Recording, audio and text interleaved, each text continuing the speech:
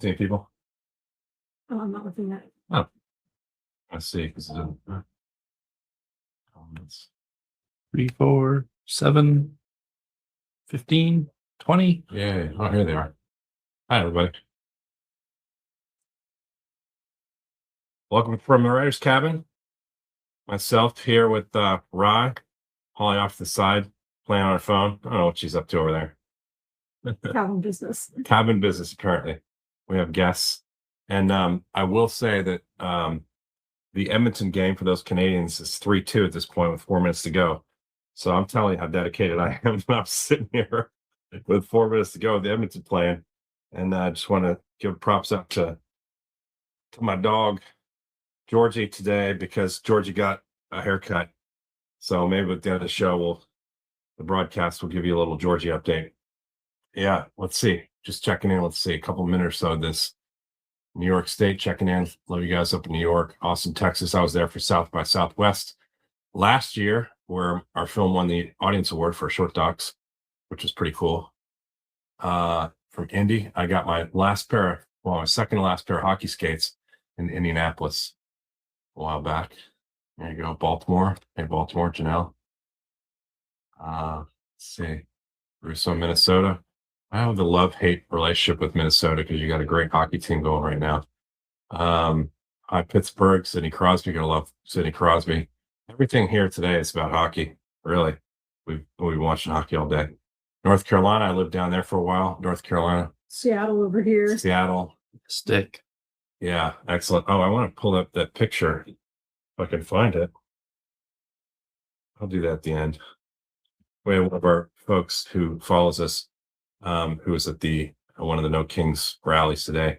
We actually literally made a poster up with our name on it. It was really cool, which we thought was really, had both my Substack and Rye's Substack on there and pictures of the cabin, not our cabin, but you get the feeling. It was pretty cool, actually, the fact that they made it for us. So, makes us feel like we're rock stars. You guys are rock stars. Placerville, California. Lived out there for not Placerville, but Santa Monica. NYC, Amy Weiss. Hey, Amy, how you doing? I was in Brooklyn for 15 years. Hartford, Connecticut used to have a great hockey team. What a shame you moved. All right, so we're guys going to talk to you a little bit today. Happy Saturday, by the way. We promised you the Epstein Island photos today, which we've curated about close to 4,000 pictures that we've sort of curated down to less than about 190 or somewhere in that neighborhood. And we just want to kind of go through them like we did the other day with the Epstein mansion in New York City. So, and then we'll give you a little thing at the end. I want you guys to understand that Rye has put together some really cool stuff for his epstein-data.com page. I don't know if he's posted them yet, but he's getting ready to start posting them. Right. Yeah, just some little walkthroughs, very short videos, just 60 seconds to show you some use cases of the website. Example paths that you could take as a user going through searching different things about the files or trying to surface documents in your own investigations. What did you call them? Use what? Like a use case. A use case. He talks in nerd. It's a special language that he has. They call it user stories. Yeah. He just made some videos that shows you how to use his website. See, that's how you do it when you're writing clear and concise.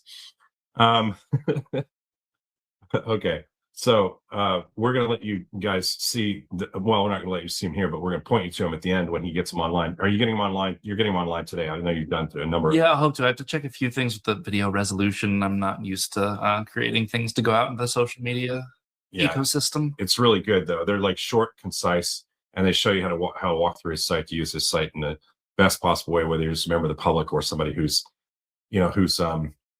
a researcher or a journalist want to use them. So that's really important. I want to get that up the top because sometimes you guys tail off a little bit at the beginning. We don't like that. Vancouver, Canada. Hey, Jules, my brother lives up there. Go to what's that bar? He plays every Sunday at some bar. Plays a lot of rock. Do you remember what Chris Newton? Look up Chris Newton on Facebook and start following him. He's out in Vancouver. Plays at a couple different bars under the Chris Newton. It's the Newton family tree where the Newton family thing where you can't have something unless your name's in it. I feel like we're the version of Donald Trump, and my brother has his band, the Chris Newton band. You should go watch it. Okay, here we go. So let's look at some of these things. I'm going to start with just like we did the last time, where we showed you just this is the FBI, right? The FBI, they label everything so they can use it as evidence. So these are all evidentiary pictures of Little St. John, otherwise known as Epstein Island. Little St. James, sorry. Little St. John. Little St. James, otherwise known as Epstein Island. And we'll just start going through those. Let's see. It'll be on this down here. Yeah. Oh, wrong keyboard. Here we go. There you go. So if you own an island and you have lots of building space and lots of cabanas, this is, probably what it's going to look like on the outside. Palm trees, beautiful stonework, amazing trees, views all over the island. Basically there was a video where Epstein's on his own island and he's talking about how this is my pool, because I guess he thinks he owns the ocean as well. This is my pool. Just to give you a sense of what it looks like. Again, it's a big island. This is just one building, set of buildings, all carefully groomed. The one thing we'll tell you is, as you're looking through these pictures, the interesting thing is that it seems like actually, Ryan knows more about this than I do, so I'm gonna let him speak to this real fast. But Ryan, what we notice when we're looking at these pictures, evidentiary pictures, is there's not a lot of necessarily. The scene is like it's been cleaned up a lot, right? They had time. I've noticed that, yeah. Well, and there are reports that there was a significant gap in time between when they were aware it was going to be searched and the time it was searched.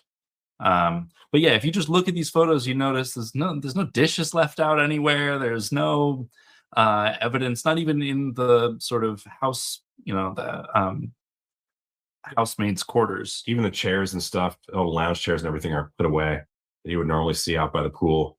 I mean, they really cleaned the place up. Wonder why. Nice pool. Do some laps in that pool. Looks all very sort of, little Club Med-y without the furniture. But do you remember what this island went for when they eventually sold it? Was that 65 million? No, that was the original. That was the house. We're going to look it up for you real quick so we give you a little sense of perspective. Robert in Las Vegas. Hey, place a bet for me today, Robert. So what are they going to do with the island? It's been sold to a private person. And apparently people, they head on over to the island sometimes by jet ski to take a peek and like one would when you want to see an island used to abuse young children. They go on jet skis and take a look at things. Just we found kind of weird, but those influencers nowadays, they want to get the video of them being on Epstein Island. Someone's asking if he built this house or bought it, Epstein originally. It's a good question. I don't know the answer to that. I do not know the answer to that at all. I imagine it's out there. He did. We can't tell you he's done a lot of building on this island. I mean, you'll see at the end of this set of photos, they had their own construction crews there. They had every kind of excavation equipment you could ever possibly want to have. Just bizarre the amount of excavation equipment. As a guy who just built sort of a tiny resort with 10 cabins on it, they had more gear for excavating on that island permanently there than we had for our whole excavation crews up here. You see here that this again, they seem to have this obsession with when everything else is decorated very poorly, they always have nice kitchens. So it looks like it was 60 billion, but he got the other island in it as well. 60 million. Yeah. 60 million plus you got the other island. Yeah, he had two islands. Two islands, because one can't be a billionaire with just one island. I mean, it's not it's not David Ellison money, but pretty good amount of money. Yeah, he owned Great St. James nearby as well. It's 160 acres, but this one that we're showing you primarily is the 70-acre Little St. James. Yeah, it's only 70 acres. I mean, if you think about it, I've got more land here than he had, so I should be a billionaire. Now you're starting to get into this is literally the breakfast nook in one of the kitchens. It's art, I guess, and what you see sort of blackened out is a baby in a sink surrounded by floating potatoes. Probably coming in from the mic from the outside there. But yes, a baby in a sink with floating potatoes. And I don't know why they consider this person a victim, this child a victim. More probably just to protect the identity of the child. You got some outdoor seating outside of that space with big marble tables. You know,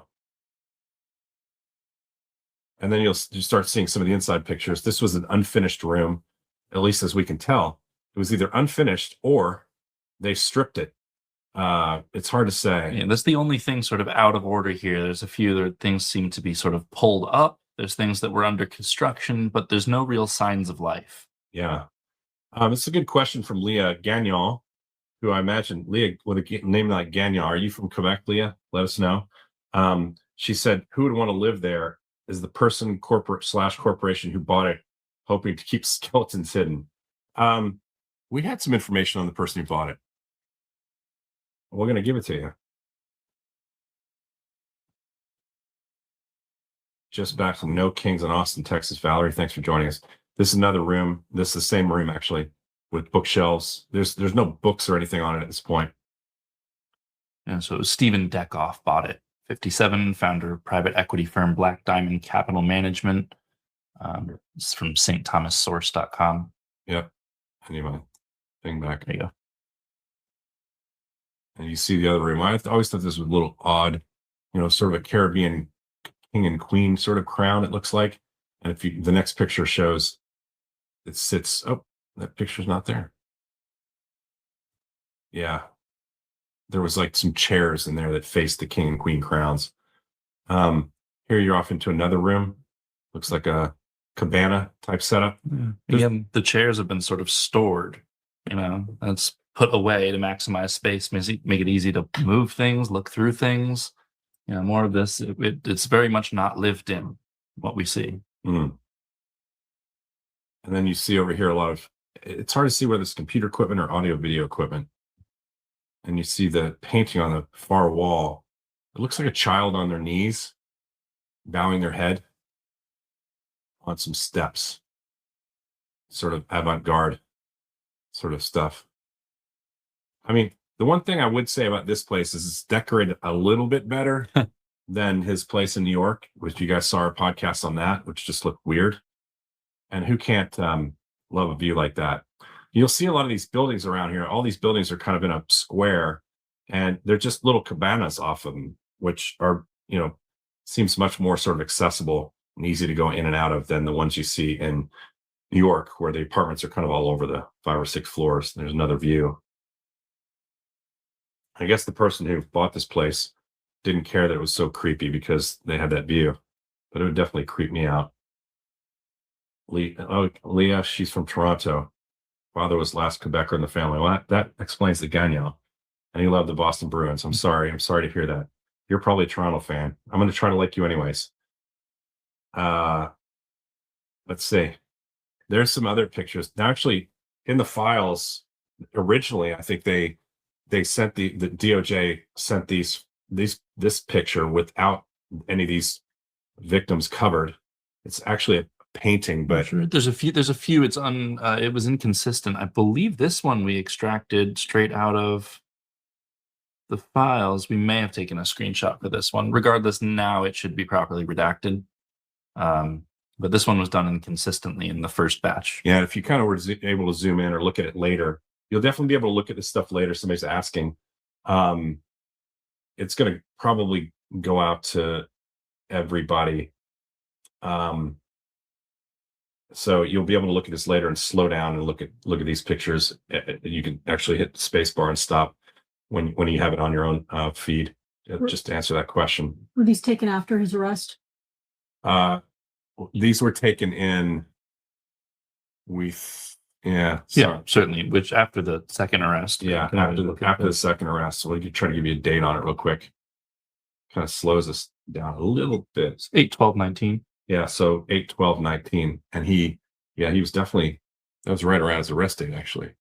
He was arrested in August, wasn't he? Yeah, the death date was August 10th. So it was, we're doing August 10th, 2019. Yeah. So it's 2 days after his death. Mm-hmm. So actually what you see in that picture there, we're gonna, if I get my cursor back, what you see in that picture are girls, I guess, floating on in the water with like those floaties. And there you see sort of a bathroom in one of the cabanas with a chair. Just sort of, this again, looks nicer than the other ones. Just a regular shower with marble. Here's the outdoors again. And those are little cabanas right there. Here's the inside of one of them. See the roofs match what you just saw prior. Sort of small little rooms with,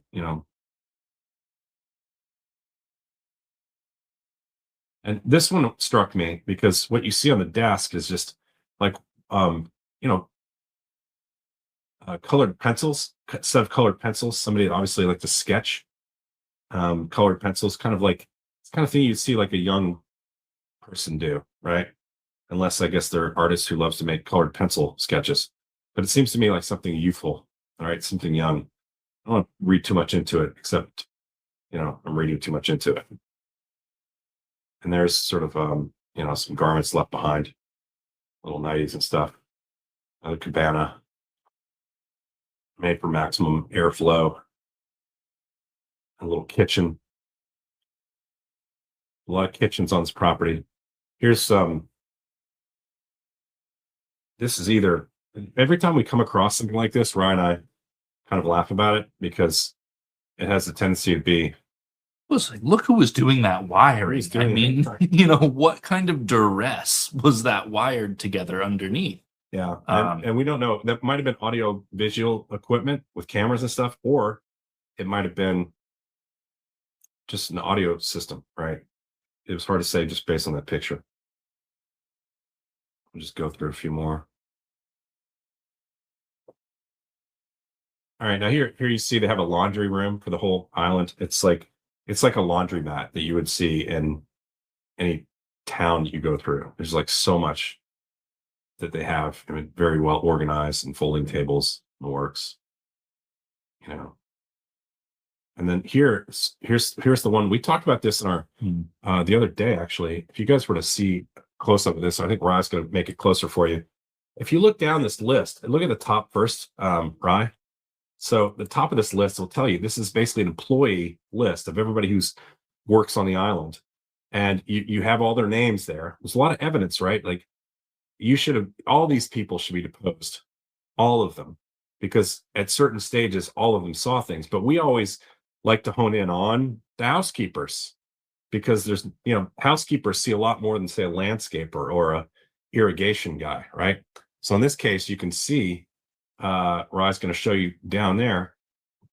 You can see the person who's blacked out. If you look across from that person, they're a housekeeper.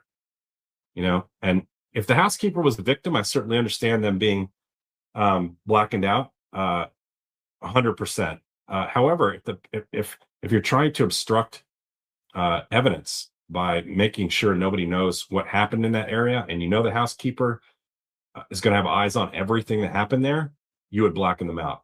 And so me, it's just skepticism. Journalistically, it screams at me as like, who the fuck is behind that black thing? And we actually, if we looked at this, we noticed that it was categorized. Yeah, it looked like it was done in alphabetical order by first name. Mm-hmm. And so you can surmise that person has a first name that begins with S. Right. So it's probably not that too hard for some of these files might actually find if we cross-reference it. Or did we try to do that? I can't remember. I think I did early on, but I couldn't find anything. Now that I know more about where things are in the files, it might be easier. But just off the top of my head, it's not Sarah Kellen because Sheridan is above that. So it might not be the usual suspects, or maybe DOJ really, managed to properly redact this thoroughly for this one. Yeah. So I just, at least Leah Gagnon, just to follow through on the hockey stuff, I appreciate what you're saying. I understand where your father's loyalty lies now. but there's no excuse for not loving Montreal more than Boston. Okay, so now we'll go back so we can scan through here. By the way, those of you who were watching the Edmonton game, Edmonton won 4-2. Go Oilers. So there you see sort of some outside areas where you can walk around the compound. Just pretty normal stuff. Again, more outside pictures and more views. These are all different pictures. And when they're going around the compound, I imagine they're doing it sort of chronologically. They're walking, and wherever they go, they take exteriors first, the view, which gives you orientation, and then you would take a picture of the building, which would give you the outside of the building and maybe even a marker on that building, and then they would go inside and take pictures. But can you imagine? I mean, being subjected to that abuse, being, sort of preyed upon based on your family situation, and then ending up here, looking out at that absolute paradise and knowing you're just sort of trapped.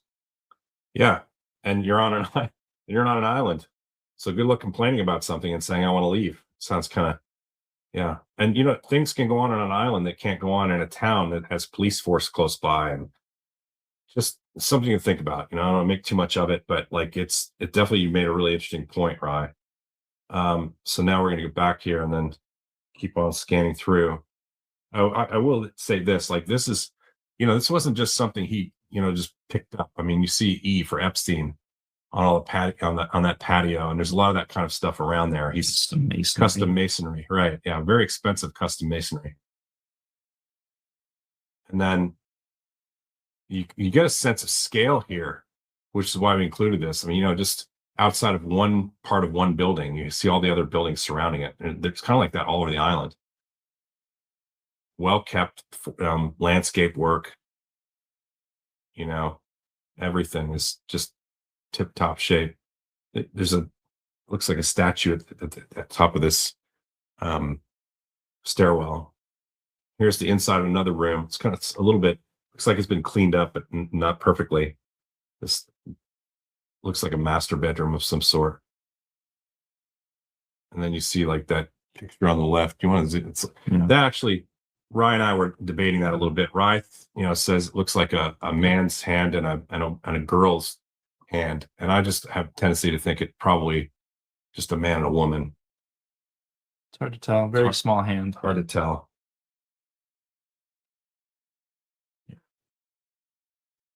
That's a better picture of it. But obviously this is again when an FBI photographer doesn't know how to use his camera. Instead of bouncing it off the roof, he flashes directly. But what do I know? I'm only a filmmaker. This is this is a closet. I have a tendency to think, I think this is Epstein's closet, actually, if I remember from the other pictures that we saw that went with it. And he's got a lot of jeans here. Dude loves. I think that might be Ghislaine's Crocs on the bottom. Yeah, but I know there's the pink shoelaces. I think it's her.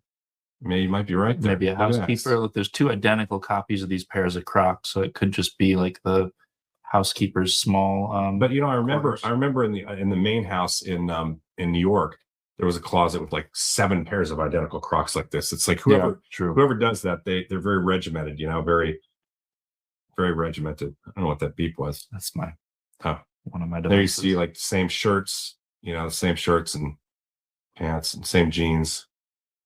Right. This is interesting. You want to take this one?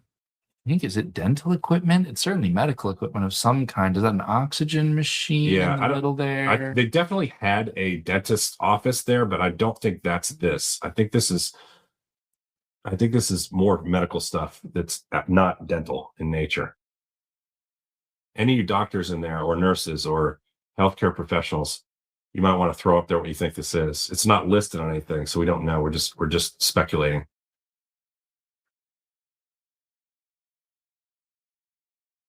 Just a bathroom, again, typical Epstein. Oftentimes, if it's one that either he or Ghislaine are using, obviously it has a phone in it. And then this is very grotto-like. Those are actually chairs. I'll show you a better picture of them in a minute. We took another one, but you see in the background there's a shower, and it's definitely not a shower for 1 or 2. It's a shower for like a whole group of people who are hanging out. And a tub. And there's those chairs. kind of, but you see, it's all been cleaned up. The whole place has been cleaned of any sort of evidence. Yeah. So there you have it. I mean, it's kind of arranged like a steam room. So that's maybe what it is. Used as storage right there. Yeah. I think you see the shower head on the top up there, but probably a steam room.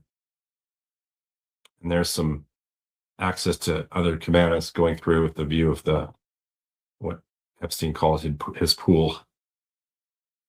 Oxygenator. Okay. Respiratory. There you go. Thank you. Thank you very much, Roseanne. Tan machine looked like an oxygen generator. Okay. Like that one in the middle one. My mom had one like that. Yeah. By the way, this gives us a point to actually talk about something important here. I'm just going to sidestep it for a second.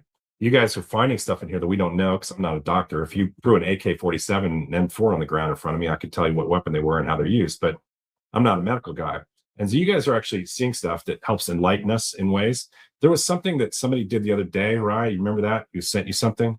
God, yeah. What was that? And it was actually very fascinating. There's a couple of them. There's a few tipsters out there that I've been following up with on some cool threads. And they're actually sending stuff to him now because they're seeing stuff that we're putting out there and they're seeing it. Oh, he actually utilized your site for something, Epstein-data.com. Mm-hmm. And he took something from that and advanced the understanding of that data. Oh, okay. That one. Yeah. He's, I don't necessarily think we want to talk about it quite yet until we get the files back, but he's obtaining some government records, state records, so that we can investigate the death of someone a little bit. Yeah.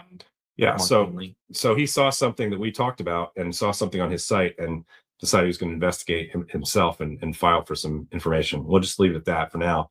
But that's what's kind of happening with the stuff we're doing. You know, here we are a month and a half in for Rye, and I'm like a couple weeks into this thing and I don't know anything about it. And we're just exploring and figuring out the best ways to advance things. And people are actually seeing stuff that we see, and they're actually telling us what it is. So what happens when a hive of people get together and start sharing information? You know, it's really useful to us just having you guys on here. One looks like a suction machine. Look at that. You know, medical field, but my husband used one for a while. Okay. So I'm going to go back to these pictures and continue to go through them here. And you see the statues out there, very sort of elaborate statue, and then some sort of weird, looks like African art on the wall with a really elaborate sort of frame around it. Pretty amazing. And there's one of the sort of grand rooms painted with the ceiling to represent the sky. It's actually, again, it's better decorated than much better, except here. Like, you know, you've got this really amazing room, and then with all this library effect, and you've got this weird table. I guess the table looks like it's for spreading out larger books and maps on it to look at. So maybe it's not really as plastic as it looks. It looks like a proper table. Some more art along the wall, sort of a sphere encased in a wooden frame, and more books. And apparently a victim, but honestly, it looks a little bit like Ghislaine, like kind of her stance. We've been seeing so many pictures of her now. We start to think. Yeah, you get the sense of the body language. Yeah. And then there's another alleged victim, I guess, because we don't know if this is really a victim or not, but it looks like they're supposed to only blacken out victims. So we have to assume that that's a victim. There's a lot of that. There's another one of Epstein over there with a younger girl, who we think we might know who that is. Remember? I think there were a few of them. Ava's daughter. Possibly. Might be Ava's daughter. I Ava can't was see the without. woman he dated, and he was really close to her younger daughter at one point, saying he wanted to marry her, even though he was her godfather. You've got another victim cover on the left, and then over here you've got Epstein with a very young person on the right, and two more victims with a helicopter picture off to the right, apparently landing on Epstein Island. Okay, and then some more pictures and sculptures.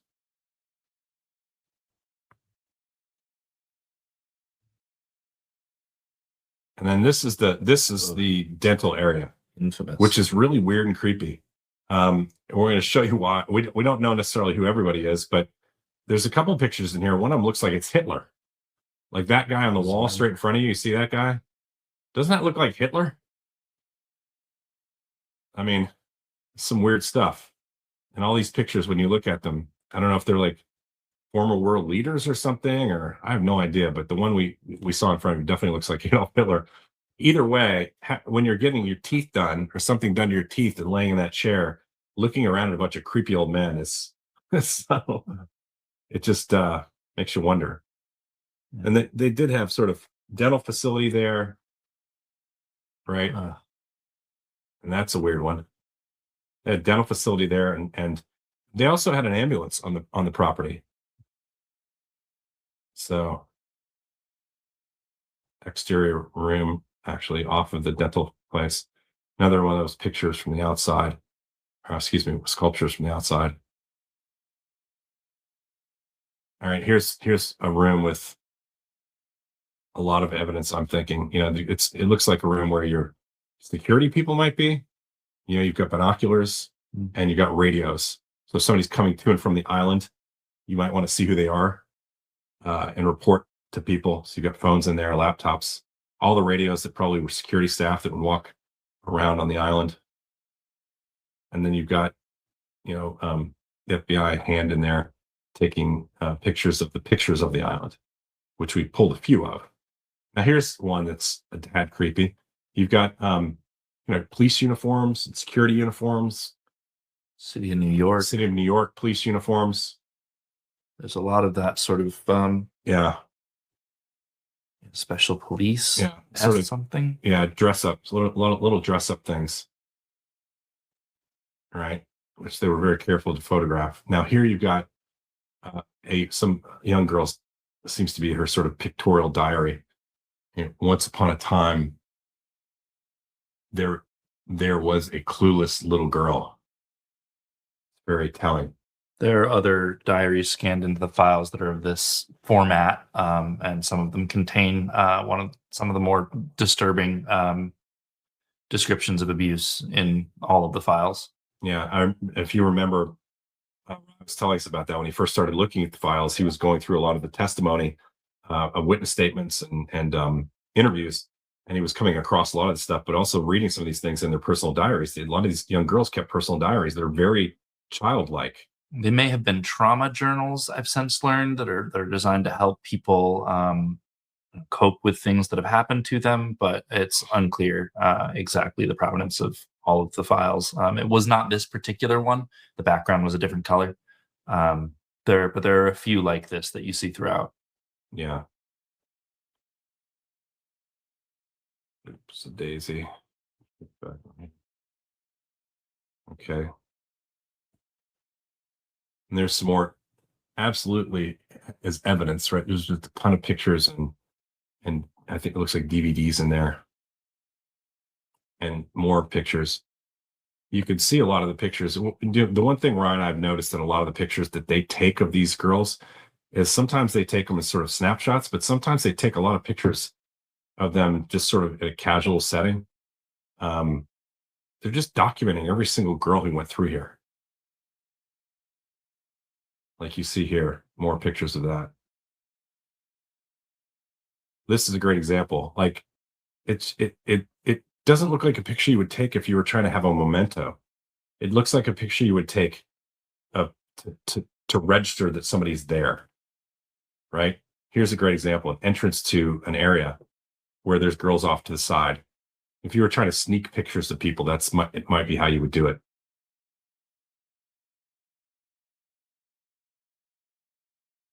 Wonder if they're impersonating police more and more, all as possible. To me, it seems like they're playing dress up.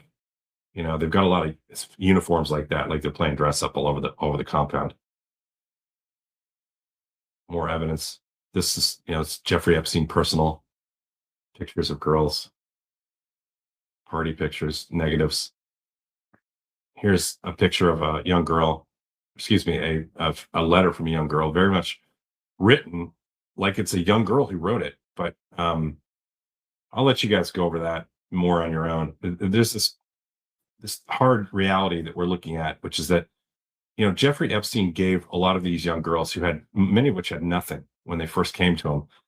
They gave them access to things that they'd never seen or done in their life. And they obviously were asked to write notes to these people of thank you. They write birthday messages to them. They write thank you notes to them for allowing them to go certain places around the world, and meet a lot of different people. And they come back and write letters to them, which in many people's regards who look at this and maybe take a firmer stand on some of these young girls, is that they were doing everything voluntarily. That's what's her name? That would be the argument, but there's so much more. They made them dependent on them. I mean, they really preyed upon these girls for their circumstance. And it's hard to say. We don't know exactly who wrote this letter, what's blacked out. But the handwriting's very nice, I can say. Yeah. But even the way they drew little pictures, it's very childlike, right? All right, you've got Ghislaine Maxwell, Jeffrey Epstein, and some young person in between them while they're all rollerblading together. Another entry of a young girl. Thank you letter for going on a safari, sort of whole thank you journal. Yeah. Wrote him a thank you journal for allowing her to go on safari, and pictures of her throughout. Identifiable characteristics in it, obviously. This is all evidence, right? More of that journal. All this stuff is in the pictures from that evidence from that. If you wanted to look at it, you could go on epstein-data.com and go through the pictures from this particular evidence that they've gathered, and read through these journals if you wanted to see more of that. Yeah, and you say if the walls could talk, you're right. The walls actually are talking through these journals, right? These girls are thinking, going through.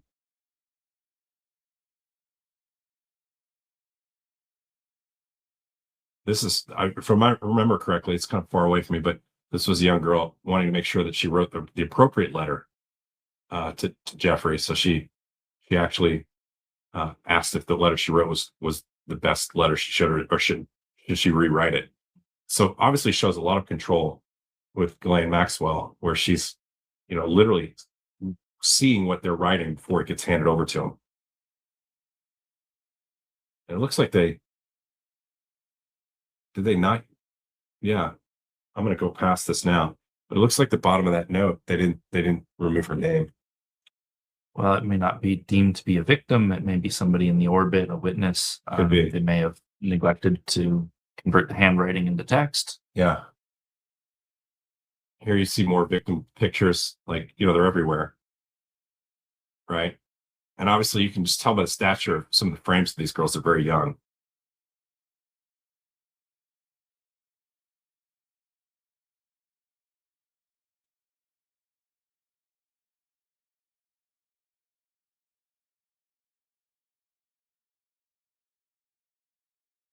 And then you've got this birthday print for Jeffrey that they made, and then the girl's handwriting on the back, in black magic marker. It definitely looks like something done by a very young woman, right? Or girl. And there you've seen pictures of him in his sort of Navy uniform, walking around, goofing around. That's another one of his uniform pictures. And the Israeli Defense Forces t-shirt that he has, close-up of that was in his room.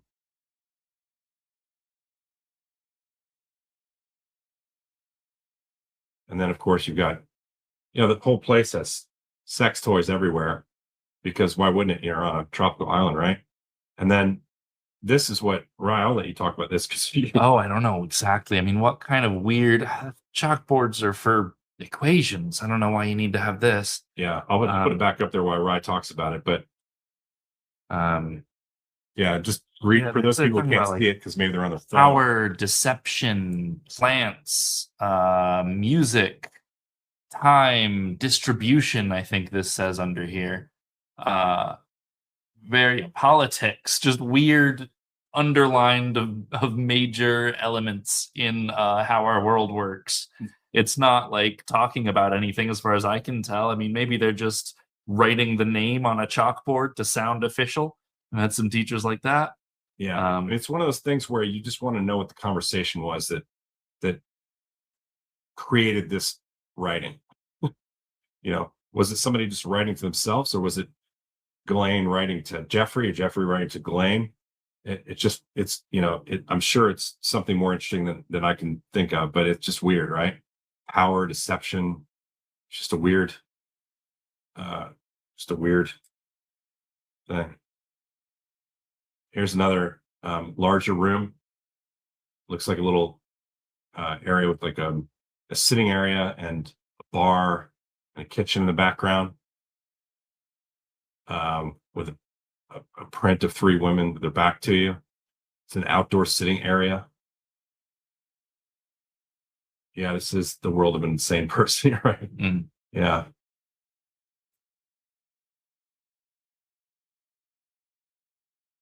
And there's a lot of little walkways to little quiet, secret areas and places where you would eat, brunch or breakfast, those kinds of places. There you go. Would have been evidence. Would have been evidence of something, right? A shredder. Because when you just have a regular island with all your friends hanging out, you need a shredder. It's fair. It's like 2/3 full. Yeah. And then this is one weird one. Is on a side table in one of these side rooms, and it says his safe of evil. Somebody had gone through his safe for evidence and found a bunch of items. And the New York Post, somebody had flown down from New York with this in their luggage, I guess, and have it in the very house where it's happening, which to me is really fucking strange. Mm. And you just see the infrastructure here. Everybody, they had enough people to have tons of these vehicles all around the property so they could get around. The property is big enough for it. Look at the amount of gear you have for jet skiing and skiing and things like that, right? You see all the chairs in the background that would have been around the pool. They're all put away. It's probably a print of the Mona Lisa in their storage That's area. Right. They have this Big big print of the Mona Lisa seen in the storage area. with a pool or something. They have their pool shed. This is sort of the rich person version of that, with all the chemicals and the yard equipment down here. Imagine putting your print for the Mona Lisa up above the door, not even stashed somewhere, but actually framed it's and displayed. put up there. Yeah. Who would have said, like, I know a great place for this Mona Lisa print. Why don't you put it in the pool shed above the door? That's a great idea, Elaine. That's wonderful. Why didn't I have you decorate the New York apartments? More wires that looked like they were threaded together at gunpoint. Yeah, this is probably some of the surveillance stuff. Here's another picture of him with a young girl on a couch. A young girl in her bedclothes and a flannel shirt on her knees. A whole table full of young women with their faces blackened out, in black and white. More of the same.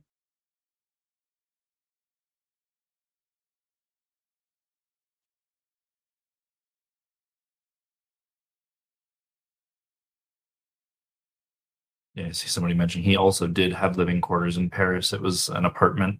Yeah, that's the other thing we'll talk to you a little bit about. We'll just take a break from this.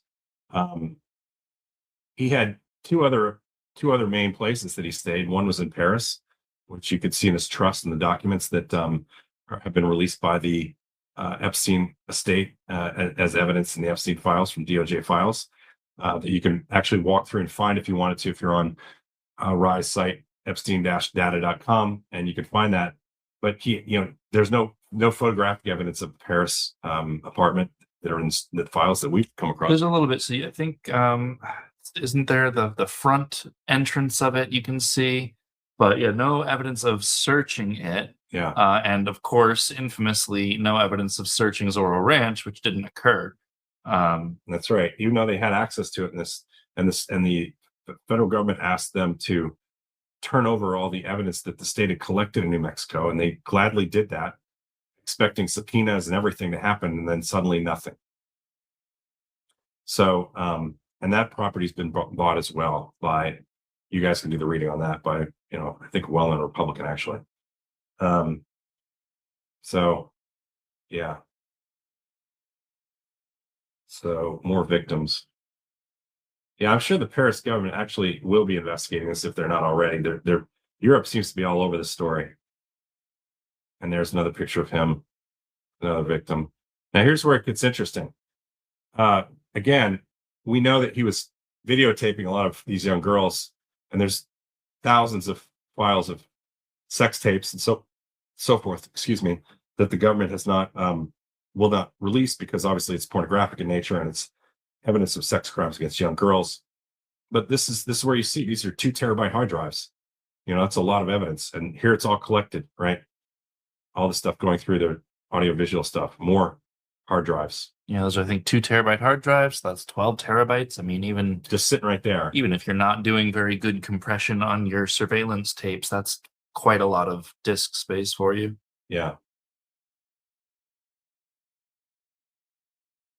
Here's some of the pictures of some of these are pictures of what they wanted to build and did build, and some are just drawings, and some are actually blueprint type prints. Topographic map. This is a topographic map. But there's a lot of these actually. We only put in a few because we don't want to keep you here all night. Literally, there's thousands we went through so you guys could see 200 pictures. We spent Yeah, so for example, you can see the number on the far bottom that we're at 2644. We got up to just shy of 4,000, and these are one by one. Yeah, so we have to go through them one by one and look at them and see what might be interesting to you guys.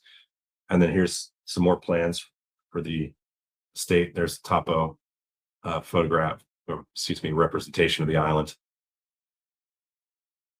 And here's sort of the layout of what you've seen in pictures already with the cabanas and the buildings around throughout. This be what was drawn with those sketch pencils. Is this the architect? Now you get to see how much work went in this place that was done by people. Like, look at this, like all the equipment here, these excavators. This is not cheap stuff. I can tell you as a guy who paid a lot of rental for these for these things over the last summer.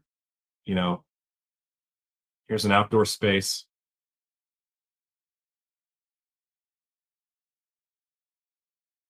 Somebody's asking if we need help categorizing photos. Not yet. Not yet. Doing my best to sort of sort and categorize things with AI. Different vision models have sort of captions written on the website for, I think, about 90,000 of them. You go on there, and that'll be explained in one of those short videos we talked about coming up. Right. These are some of the outdoor spaces that were, outdoor kitchens with bars, seating areas, quite beautifully put together. It looks pretty new, actually. Probably done within the last couple of years. Really nice curated spaces there for parties and such, with pillows all over the floor and everything. Trees, woven into the architecture of the building itself with an incredible view of the bay. I mean, this is a guy who knew how to spend money, right?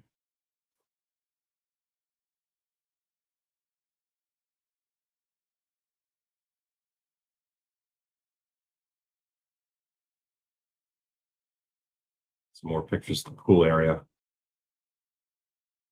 Some more pictures of audio visual stuff. And then a small kitchen. Another large shower area. This doesn't look like a steam room, it looks like a shower area. Pretty massive.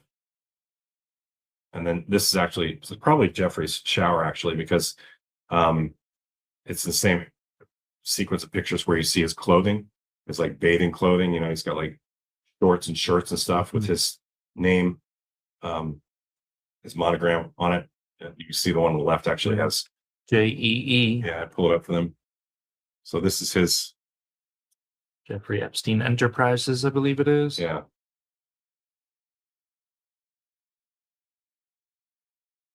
And this is a weird one of Princess Diana on the wall. in one of the rooms. I don't know if it's because he's listed in the article or because he met her or because he was fixated or fascinated on it. I just don't have any idea, but it was just a weird place to see it. Going around the perimeter of the island, some little gazebo type areas, sitting areas, picnic table area. This is, go, I'll let you talk about this Yeah, one. so this is the infamous temple, it's called. Very creepy. People have actually since broken in. I think there was like a hurricane or something, and the security force wasn't on there. It evacuated, and these social media influencers got in and took videos of themselves breaking into this thing. There's a lot of conspiracy theories around this building. There's part of the inside. There's not any really good wide shots of the inside as a whole. You know, you notice these FBI photographers, they're the people who could never get jobs in photojournalism. They take a lot of evidence pictures, but they don't give you a good view of the entirety of the space before they start snapping pictures, the close-ups. And so as a result, you got a lot of stuff like this. You know, this should have been shot with prior, 28 millimeter lens. You've got these little things there. Now this is an area where they just kept a lot of their trucks and stuff. So you see, like they have, bulldozers and such, and forklifts. That's a forklift. And then you see, big trucks to move dirt. That's kind of a big dump truck. Ambulance. Got their own ambulance on the island.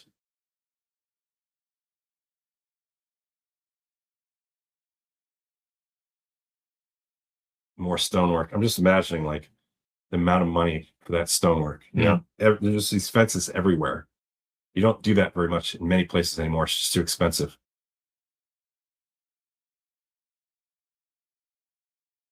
This was an unfinished space that was, I think, wasn't it the workout room? Yeah, I believe this was the gym. This was under The construction. gym was under construction, so not much to see here. This is like a little private space that they had listed as sort of like a little cottage on the water. Yeah. But when you go inside of it, it's really just. This is the same building that I think it was a different group of social media influencers rented jet skis and got out to, you can see their video. There are people on here now, the new owners, I suppose, or their employees. So this is again lived in. Right.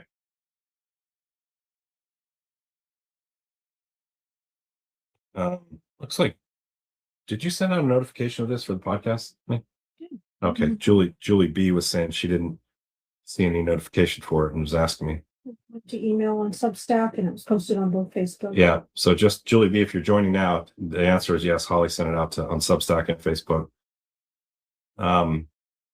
Here is the inside of that building. It's just like made into a sort of a secret little office near the water. And there's one of the sort of grotto areas they were building. The sundial. This is the sundial. Because, who doesn't have a sundial on the private island? Mm-hmm.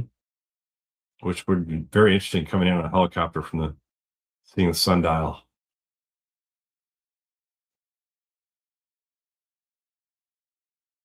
That might be the end of it.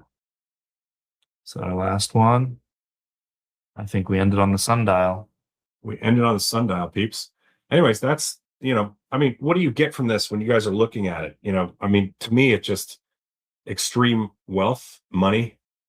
The evidence stuff with the hard drives is something that would be really interesting for us to be able to know what's on those hard drives. And I'm certain that those may never see the light of day. But we know they're evidence. We know they're there, which is really important, which means when they're not released, you can ask for them. You can ask for evidence like that through FOIA, because those would have been converted to digital files, right? And put somewhere for anybody who was investigating these crimes.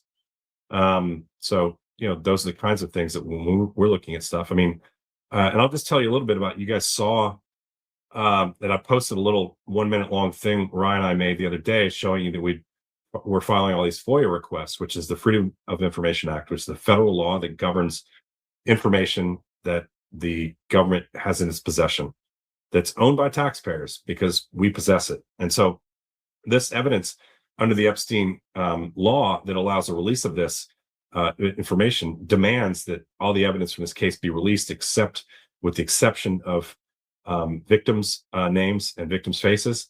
And there's 4 or 5 exceptions on there that they can use to try to shield us from the evidence in this case, in which case that's where we're going to have the battles. I think, obviously those are going to be battles for that information. So using the AI tools at our disposal, Rise, like, well, why don't we just find out what the most likely cases that we might be able to FOIA for, that we would have success in gaining them because they wouldn't be able to shield them through the exemptions. That's a fucking very powerful tool. And so we did that. And we came up with, right now, we came up with eight letters that we're writing for FOIA, which are very exhaustive and extensive, but very direct and pointed for evidence that we're looking for that allows us to take a peek inside of this world that is so far being held from us. And we could have just said, well, let's just wait until Congress demands it and gets it all out. Or we could say, no, the law demands this stuff be released. And so we're going to go after it. And so through FOIA, we're filing literally the letters are on the counter right beside Holly next to me. And some of them are behind me, which we've gone over this weekend so that we can file FOIA requests for certain evidence that hasn't been released. And so here's the thing. And a lot of you, I've noticed in your discussion said, well, look, they're just going to bury it and not going to let you have it. Okay, so that's possible. I mean, I've been through that many times before as a journalist. Oftentimes the government won't let you have information, but there's 9 exemptions and you fucking have to cite them when in a FOIA letter. So if you tell me you're not going to give me something, you have to tell me why. And you can't just go, there's a letter with somebody's name in it. You just can't go, well, that we can't release that letter because that person's name in it. You have to redact the name. So when we're looking for things, we're like, oh, wait, these 9 pages are all black and there's no reason behind it. So we're going to force them to give us a reason for why it's blackened out. In this case, it's financial records that we looked at, right? So we're like, why are these 9 pages blackened out? And so you can go through and ask the FOIA officers who go through this stuff to force an exemption explanation. The other thing is by them telling us we can't have something, you're furthering the information investigation, because now when they're telling us what they have and can't give it to us, then you're opening up for potential appeals. And really good FOIA people, journalists who do this for a living, of which I did my whole career, we appeal everything. There's no harm in appealing. And if they don't respond to you within 20 business days, you can assume it's a no answer. So you can take it straight to appeal, which allows you to go to court and ask a judge to weigh the public's right to know versus the government's right to withhold the information. And the FOIA law is very clear. It says when those 2 cases are even, then what's supposed to happen under FOIA is they're supposed to release the documents to the public because the public's right to know outweighs the government's right to withhold that information in many cases. The only way you get it is by asking and demanding it. And then sometimes going to court and having a judge rule on it. And if a judge rules that it has to be released, it has to be released. If not, okay, we've gone down a road that we don't find out anything, but we may find out something. And we may not get everything. We may get 10% of what we request. But that 10% might be very important information. And when people withhold information from you after a judge says that you can't have it, then it becomes criminal. Then it becomes a cover-up. So you're building a case for a cover-up for lots of people to look into. And our evidence could literally be a part of showing how they're covering something up. We could send our FOIA rejections to Congress and to senators and say, look, they're covering this up. We have evidence of that. So when you guys say, oh, you're never going to get anything, it's not about that. It's about a process you put them through to put pressure on them. And that's what good journalists do. They put pressure on them all the time and don't let up until they get what they want. And, it doesn't mean we're going to get everything. It just means we're not going to accept no for an answer until we get to the very last state in the process. So just so you guys know. So let's take some questions for you guys. We'll probably keep this short. It's Saturday. We're going to maybe take 10 minutes of questions maximum, okay? Because it's Saturday night and I have guests here and there might be a late night hockey game. I see somebody mentioning Elisa Valdez. I don't know if I'm saying that right. So Yes. I think it's under Alyssa Wrights or Lisa Wrights. Yes. No, actually, that's handle. not. It's not. It's not under that. There's 2 Elisa Wrights, and one of them is not Elisa Valdez. So be careful. Go to Elisa Valdez. It's like at Elisa Valdez. Hold on, we're gonna get it right for you. I posted it on a comment today. Valdez Rodriguez. That's right. It's Elisa Valdez Rodriguez, and she's a former Boston Globe and LA Times staff writer. And what does that tell me? the Boston Globe and the LA Times kick ass. They're great newspapers. Traditionally, they've been great newspapers. And so if she was writing for those news publications as a reporter, a staffer for both those places, she's going to be shit hot. Look at her stuff on She's Substack. really good. Yeah. She's really good. And, you know, I would follow her if you're not following her. Yeah, the Zorro Ranch stuff. She's going. She's all over an incredible deep dive into the communications infrastructure and looking up all the records and who's managing those licenses with the FCC. Really, really solid work. And the reason we don't mind telling you about these people, they're basically, in a sense, they're competitors, but this is not competitive. So people need to understand. Like, I will talk about good reporting day and night because this is an important story where you need the best reporters all breaking stuff. And these reporters who are doing great work need to be, and somebody said today, oh, you're doing such great work. You guys are the best that I've come across. You're not looking hard enough. You're not looking hard enough. We are not. We're doing a service in a sense in that we're trying to advance the story. And the FOIA work, we hope, will put us in that category. But right now, we're giving you cursory dives on these details that you can find yourself if you wanted to, because we're trying to get people up to speed on this so we gather more momentum, because these stories die when people don't follow them. So we're like, okay, let's do what we know we can do without biting off more than we can chew, but still educating people. And that's what we're doing. And so we're like, yes, look at the Julie Browns of the world, the work that the volume of work she's done. Look at the Elise Valdez Rodriguez. Look at her stuff. It's amazing. Look at who else? Ellie Leonard. Ellie Leonard's doing fantastic work. So look at their work if you're really interested in the story and deep diving, because they're doing great work. And we're gonna get there, but we're playing catch up on people who've been following the story for years. But we're looking for holes in the reporting. That's what I'll look for, holes in reporting. Somebody taught me a long time ago. There's this guy named Bracelin Flood, and he was a mentor of mine in college. And he wrote books for a living. And I said, what do you write about? He wrote this book called Lee the Last Years. He wrote Hitler, Path to Power. He wrote stories about Grant, all these Civil War generals. And when I asked him, like, how do you decide what you're going to write about? And I was like 19 at the time. He said, where the stories are is where there's holes in time. And so look for the holes in time. Look for the things that nobody's done and chase those. So that's what we're doing. That's why we've come up with these FOIA requests that are, we don't know if people have done them, but we think that we might be onto something. So we're going to keep pursuing those types of stories until we reach the ultimate conclusion of those stories. And we're also going to provide commentary on some of these great reporters and stuff that they're doing, because you need to be following them. And I appreciate people thinking we're doing fantastic work and going, oh, you're the best that we've seen so far. If you think we're the best that you've seen so far, you're not digging deep enough. Okay.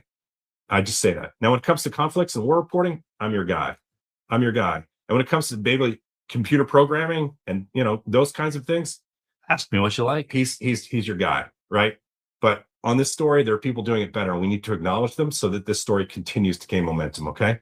And we just have to be very unselfish about the story, because these women need answers to stuff. So that's just how we have to treat it. Okay, what else? We're all on the same team, Diana. Fucking right we are. Yes, FOIA requests have really been delayed. How many staffers have been laid off by Doge, etc. Yeah. So yes, FOIA requests can be delayed. That's right. But the law says you have to answer me within 20 days. And if you don't, I can assume that you're telling me no. So I can take it straight to court. Now, what we'll have to do, so you guys know, that the process of doing that means I got to have lawyers. So I'm going to search for First Amendment lawyers who can help us with these things, that maybe do pro bono work because they think what we're doing is important. And we're going to be on the search for funds to do that, because here's how I'll just walk you through some of the stuff. If I file a FOIA request and it's exhaustive, and they say, okay, we have these documents for you and we have to release them because the law says so, there's 3,000 pages. And the 3,000 pages of this document that you want, we're going to charge you whatever the market rate is. I don't know what it is anymore. It's maybe like $1 a page, maybe. And they're going to say, okay, send us $3,000 and you get the stuff. So what we ask for as journalists is we ask for a waiver. And we say we would add, because it's in the public interest, we're asking for a waiver because we're media and we cite our credentials. Mine are pretty good, and we'll say that in the letter, Academy Award nominee, 3-time Emmy winner, DuPont Award winner, Overseas Press Club of America, blah, blah, blah, blah, blah, blah, right? And then and we'll say that, and we'll say this is why and then we're writing from the writer's cabin under a private thing that has 250,000 people on Facebook. If you look at both of our Facebook pages, and another whatever 7,000 or 8,000 people on Substack, we just started that, and from there they have to make a determination of whether it's worth giving it to us for free. Now we can also say, can you give this to us in digital form? You can cut some of the fees out that way, because it doesn't cost a lot to throw shit on a hard drive. So you kind of have to know how to work the system. And so we're asking very specific things about the law, and we're saying if you can't get it to in 20 days and FOIA is behind, we're going to assume that you've said no, and we're going to go to court, and you're going to have to send somebody to court and have an attorney face our attorney and tell us why this information needs to be withheld. And the judge is going to go, well, I don't know. It seems like he's giving you a chance. You didn't meet the law requirement. I'm more inclined to think you should release it now, right? So that those kinds of things happen. And there, by the way, there's a lot of journalists out there doing that work right now. They have to get this information, but we're looking for holes in that reporting.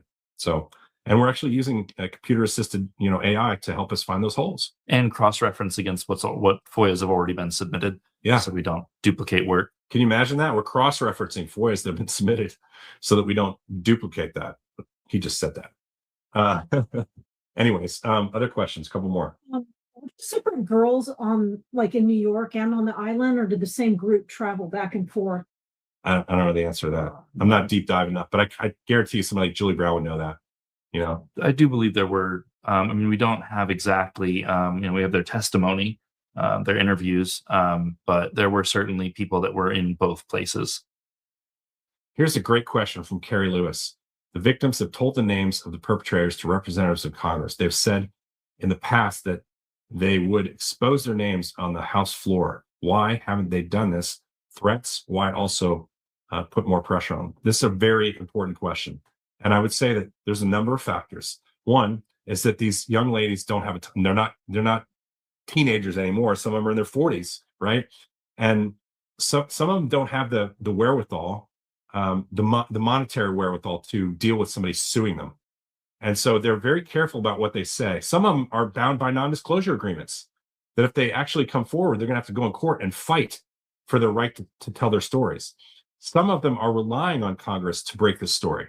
So they've gone to them, and you saw like Marjorie Taylor Greene, for instance, who said, I'm going to read them on the House floor if nobody releases them. And then she's now out of Congress and no longer is protected by the law that allows her to say whatever the fuck she wants there. I think I've heard, I forget who was it, but one of them in the Oversight Committee, I believe, talking about how they would prefer that this information came from the government, from the official sources, these ridiculously redacted files, the ones that have no business being redacted, versus them entering something into the congressional record under the, the immunity clause. They can be protected legally against things that they enter into the congressional record. But I've heard an argument, at least, that would suggest that perhaps it's better that the government be the ones to release the full archive, the full information, so there's no question about motivations or any other mess. Yeah, and that's true. And by the way, Congress is a part of the government. So whatever they find, they should be releasing. And, the government does control the files. And by that, Ra meant the DOJ and the federal government who owns these files. But as they get stuff, they continue to try to leak stuff out that is authorized to be released because it's part of the law that says they have to release it. There's just no way around that. And there's actually a carve out in the laws that I think you read me the other day. It was stunning. I didn't even know. There's executive order in the file. Is that right? We saw that. It was something to that effect, that if something was classified via executive order and they could show that in fact it was subject to that, you can look up the text of the EFTA. Will bring that up pretty quickly. And that makes it very difficult because Donald Trump could executive order all sorts of shit. So you have to go to court and say the president had no authorization because it did not fall under any of the reasons that he should have been able to redact it. So you're going to be fighting the president on these things, right? Not just the DOJ. You're going to be fighting his own lawyers in court. Yeah, one of those. So the attorney general may withhold or redact the segregable portions of records that four items that we described, and then contain information specifically authorized under criteria established by an executive order to be kept secret in the interest of national defense or foreign policy, and are in fact properly classified pursuant to such executive order. And that's a fucking very broad authorization you've just given them in that law. You know, when it says national defense or foreign policy, that means any foreign government person that was on Epstein Island who they don't want to embarrass, or they want to keep from being embarrassed or go to jail, could be protected. And why did they put that in there? Well, think about it. Prince Andrew, right? They're trying to protect people like that. And they're trying to protect the former president of Norway, right? Who they've arrested because of his involvement there. And so, you know, former ambassador from Great Britain to the United States, they fired from his job. So that's who that's written for. And those are the people that actually fucking need to be exposed. And so we can't allow that to be an overarching reason for them to classify or to keep stuff out of the files that shouldn't be, because an executive order from the president just signed off on it. So these are the fights you're looking at. These are the fights you're looking at. By the way, the president always doesn't win on these things. You know, if you look at, you know, historically, there's been a lot of documents that have come out that the president has signed as executive orders in the past. And you go to court and you win these battles and they have to release them. So it's happened. And you can't be dissuaded by this bullshit. As a guy who's fought the government over many documents, over many years of my career, I can tell you they're going to always fucking say no. And it doesn't matter. That's why the law's there. And that's why we have judges. And that's why you have to support proper judicial reform, so that they're not just saying, oh, they're a bad judge, they're aborted by Clinton or something, you know, so we're not going to agree with the rulings. Judges are there for a reason. They're a check and balance on the government, one of three branches. And when these people say we can't have something, we go to the judges and we ask them. And we ask them to rule on these things so we can say, fuck you, we can have it now. So you just have to have people that, and all you guys have to have the same perspective on this. You know, it's a process. You're just going to chip away at the process as much as you possibly can until you get what you want. A couple more questions and we're going to go. Two more. All right. So this one is kind of obscure. Someone was asking if there were victims from an island nearby, which apparently is occupied by the 12 tribes. If you don't know who that is, it's like a very Christian group, kind of like Rainbow Family. They recruit young people at Grateful Dead and Fish concerts, stuff like that. There would be no birth certificates. Is there anything? I've not heard anything to that News effect. to I me. can look into it though. It's news to me, but if you guys have more evidence and support for that, just send it on to Give us to any us. You know, you could send us to either our emails and from the Writers Cabin, or from what's your page again on Substack? Document 0 with Rye Howard Stone, or epstein-data.com has a feedback form. Yeah, you can send all that stuff to us, and don't blast us. Please. I can't tell you. Please. I get about several hundred people a day who write me personal messages with just and it's great. Some of them I read them all. Actually, I get to them, but some of them are just clips of stuff off the internet that are conspiracy theories, or, you know, just things that you would have seen 100 times that day. And have you seen this? I'm like, fuck. Yes, I've seen it. Please, if you have some evidence that doesn't look like it just came off a meme, fine. But like, if I spend 1 minute a day looking at 500 messages, you can imagine how I don't get any work done. But yeah, if you have stuff like this, it's very interesting that we'll look into, please do. And this is an interactive process. You know, that's why I spend a lot more time actually answering folks on my paid subscriptions, to be honest with you, because they're paying for feedback to me as best they possibly can. And so I'm trying to do my best to adhere to those guys. And I'm not trying to oversell things, but when you get like 3,000 or 4,000 comments a day, sometimes you have to draw a line at how you're going to sort through that stuff. And honestly, I sort through them, and Holly sorts through them, and Rye sorts through them, and Holly sends me a note saying, answer this person. I'm like, okay. So just please be a little bit aware of that. I'm not trying to ignore you if I don't get to it. Some of them I don't even open yet. Like I've got a dozen or so from the last couple hours that I haven't even opened and looked at. And I don't mean to disappoint you guys, but that's just sometimes the amount of hours I have in a day. You know, I don't have staff here. It's like, you're looking at it. Like these are the staff, you know, like this is it. And George and Dixie, the dogs, that's it. That's our staff. So anyways, one more. Do you know how long a non-disclosure agreement stays in effect, and are there any circumstances that would invalidate it? I'm not a lawyer, but I would say, you know, I imagine non-disclosure agreements, you could probably write that in the contract of non-disclosure. It might expire a period of time and they might release you from it a certain period of time.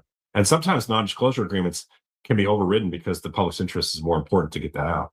And you might not be able to sue somebody over a non-disclosure. And sometimes also non-disclosures can be, you can say, look, somebody signed a non-disclosure. Well, this is a criminal investigation over murder. Murder, you sign a non-disclosure agreement. That doesn't matter. It's wiped out. We're not going to, you can't use them in that capacity. So there are a lot of different rules around it. It looks like you can have infinite NDAs. I mean, this is the Google search results, but yeah, the expiry does look like. Would the NDA be signed by like someone getting a settlement? Yeah, for sure. Yeah, I mean, I had a settlement with somebody over an accident I had one time, and it was a pretty large amount of money actually. And they said, but you need to sign an NDA that you won't report on the settlement or the terms or what happened. And I wouldn't sign it. I said, fuck you all. It was an accident. A guy hit me in a semi truck on a motorcycle and it was his fault. He knew it. He came across my lane and hit me and I'm still here. And they were like, you need to sign an NDA because he was a commercial truck driver. And I'm like, I'm not signing an NDA because he was a dickhead at the scene.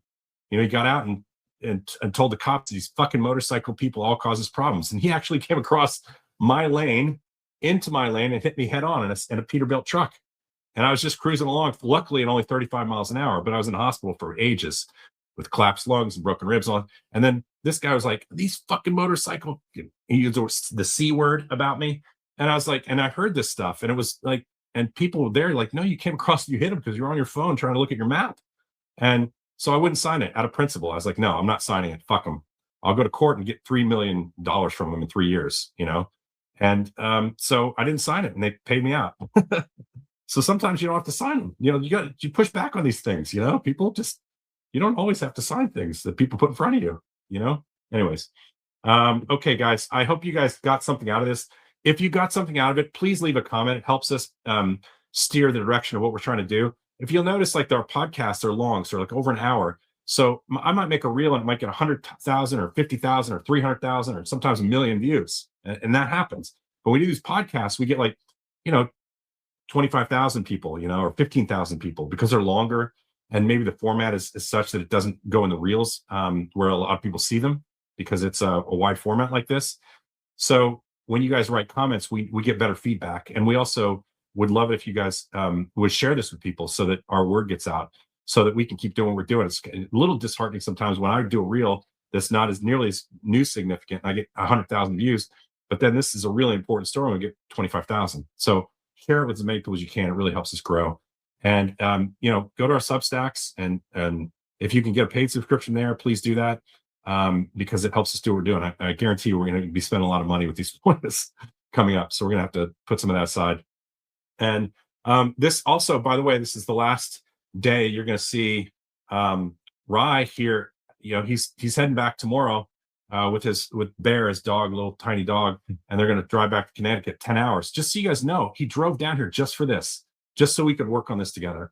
And we're going to continue to be working back and forth on podcasts similar to this. He's just going to be in Connecticut and I'm going to be in the house. It kind of looks like we're in two different places now, but we're literally sitting right. Come on, Ryan. We're literally sitting right next to each other, and the light is different because there's two different cameras. Yeah, You got to show off Georgie. yeah. And we're gonna show off George's new haircut before you guys go. Okay. Where is he? Get that animal. You guys remember he looked kind of chubby. Guess he looked kind of fat, like we've been fattening up over the Christmas holidays or something. But instead, Holly gave him a haircut. Come here, buddy. Come on. Come here. Come here. Come here. I'm scared. Come on. Yeah, it's a good boy. Look at this haircut. Get up here. There he is. Look, there he is. Georgie, look here. He doesn't know what he's looking at. There you go. Georgie got a haircut. So he needs the kibbles. Come on, people. All right. So and there's Dixie with her corn cob. Where is she?